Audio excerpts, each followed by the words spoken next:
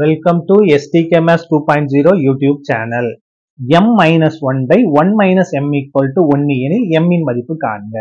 அதில் என்ன கொடுத்திருக்காங்க பாருங்க, M minus 1 by 1 minus M equal to 1 அப்படின்னா M ஓட மதிப்பை கண்டுபிடிக்கணும். ரொம்ப ஈஸியான சம் பாருங்க. M minus 1 equal to 1 அப்படியே இருக்கு. இது வகுத்துல இருக்கு, அங்க வந்தா பெருக்கா மாறும். into 1 minus M. M minus 1 equal to 1 multiple பண்ணலாமா? 1 minus 1 M இருக்குன்னா M. நமக்கு M ஓட மதிப்பு தான் வேணும் இல்லையா? M எல்லாம் ஒரு பக்கம் கொண்டு வந்துருவோம், நம்பர்லாம் ஒரு பக்கம் கொண்டு போவோம். இந்த M இங்கே தான் இருக்கு, இது மைனஸ் M, இங்க வந்தா பிளஸ் M ஈக்குவல் டு இந்த 1 இங்க தான் இருக்கு, இது மைனஸ் 1 இங்க வந்தா பிளஸ் 1. இப்ப பாருங்க, இதுல இருந்து நம்ம என்ன செய்யணும், ஒரு M பிளஸ் ஒரு M, அப்ப கூட்டினா 2 M.